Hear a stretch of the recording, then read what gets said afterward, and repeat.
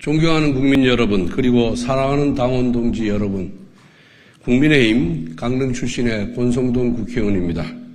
저는 지난 4일 민주당과 JTBC 사이의 정원 유착 의혹과 관련하여 기자회견을 했습니다.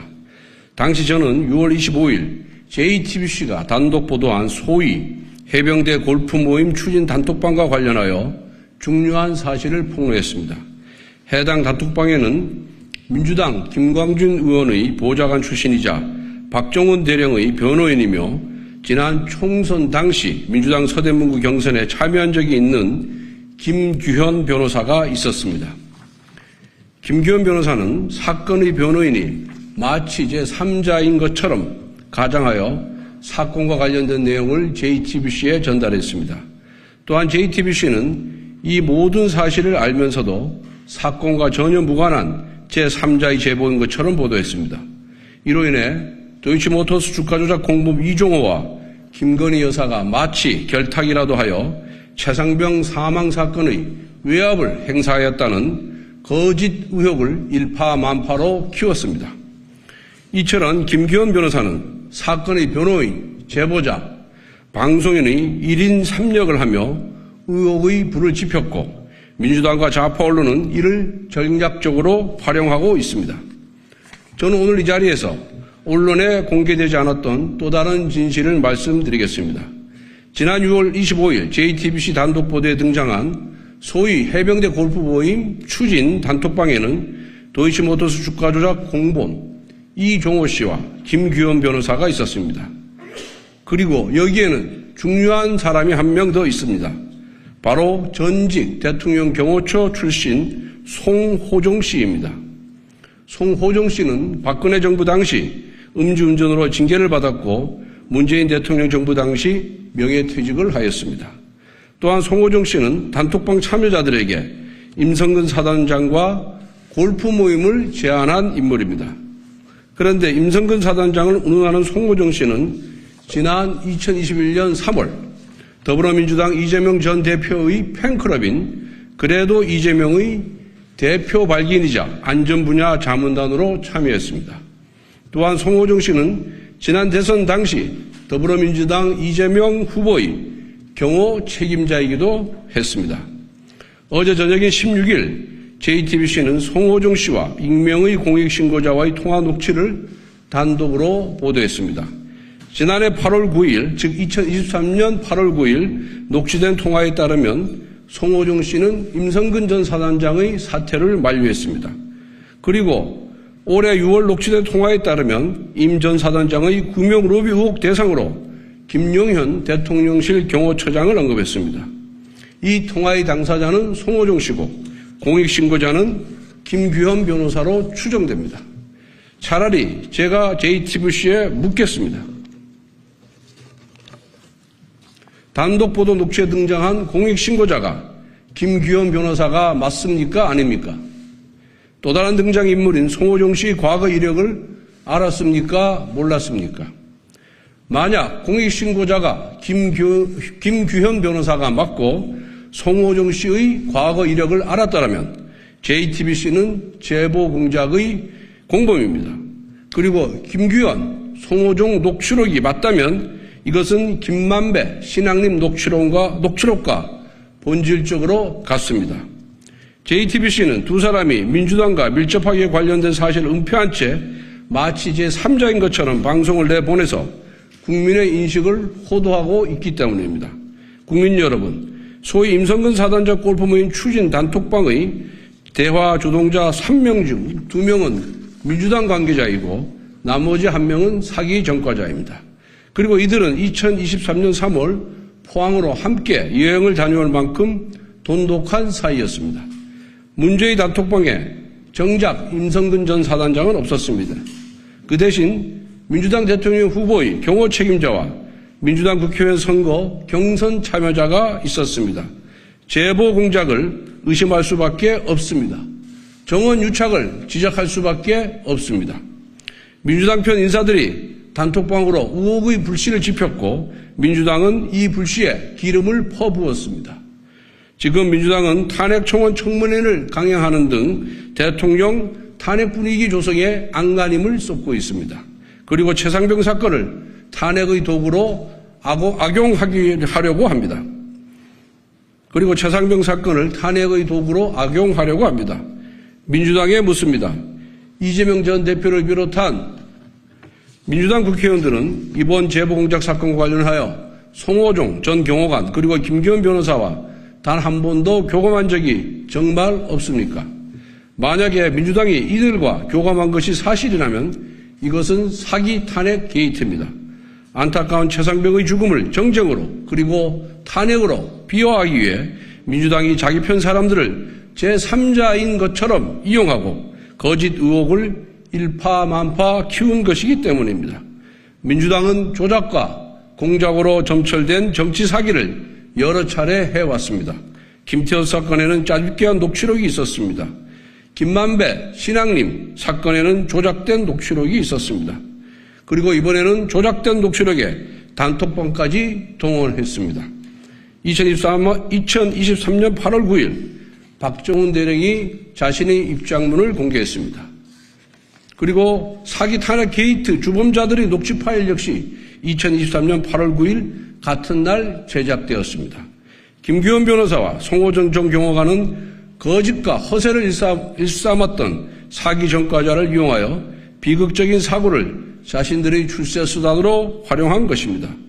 제보 공작 사건과 관련하여 김기현 변호사와 송호정 씨가 민주당 의원들과 어느 정도 관련되어 있는지 밝혀내야 합니다.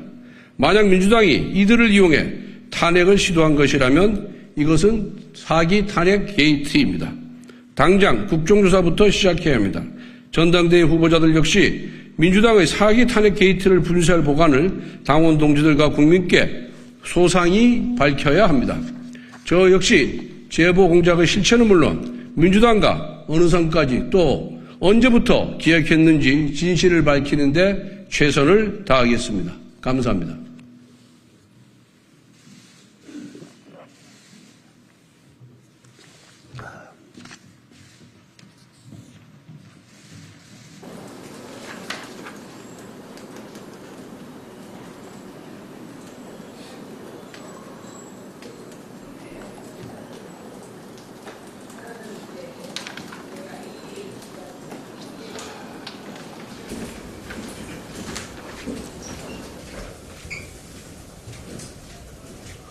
오늘 기자회견을 한 이유는 조금 전에 발표문에서도 언급하였듯이 소위 임성근 전 사당장의 구명 로비 의혹의 실체가 민주당 관련자들의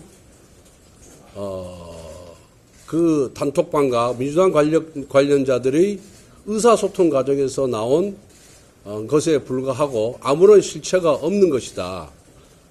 그리고 이 단톡방에 등장하는 인물들이 전부 민주당 관련자들이다. 라는 것을 다시 한번 밝히기 위해서 오늘 이 자리에 섰습니다.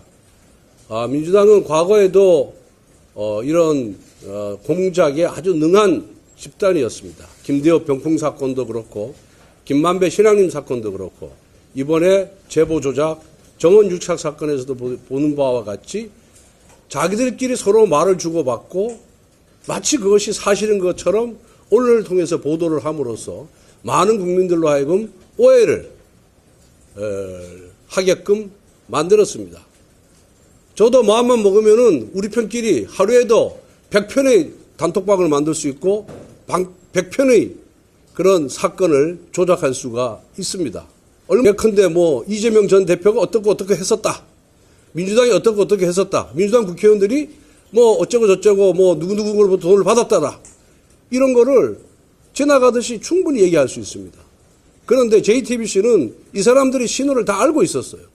그러면은 그 소위 단톡방의 제보자, 소위 공익 제보자라는 사람의 이미 신분이 누구인지 밝혔어야 국민들이 저 민주당하고 관계 있는 사람이 하는 얘기니까 저거 다 믿으면 안 되겠구나.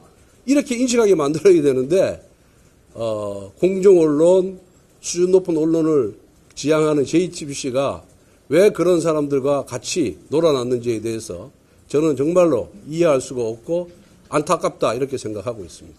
질문 있으면 받겠습니다.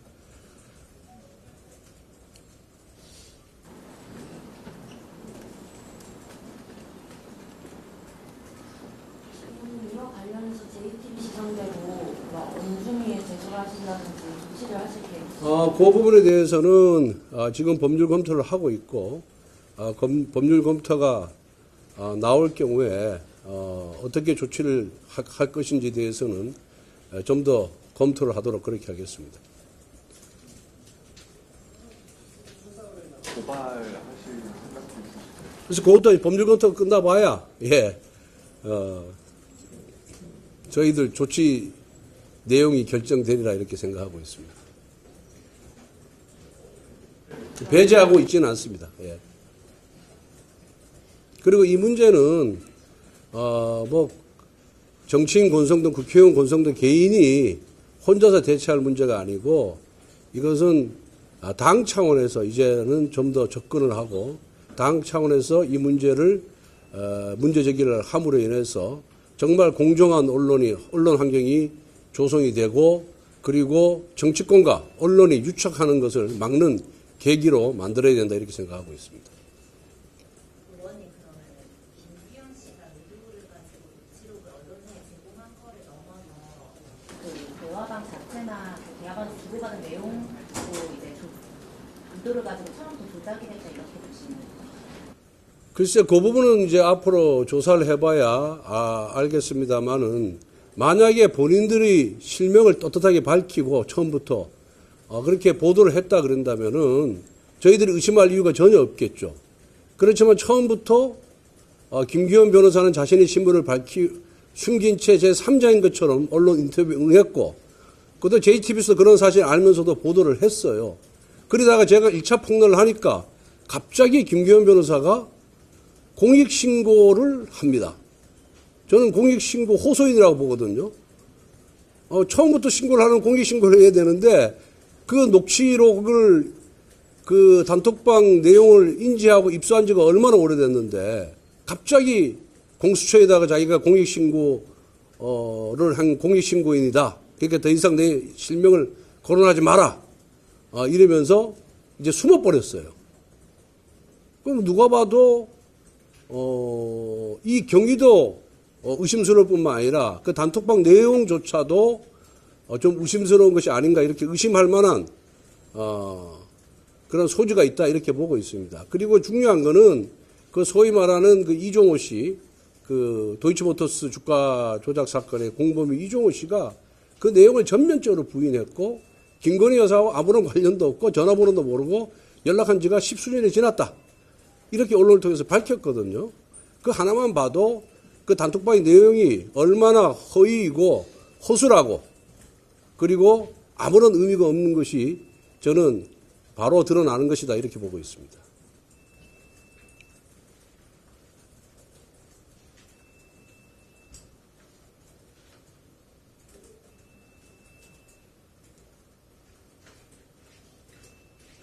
질문 없으면은 마치도록 하겠습니다. 네, 수고하십시오.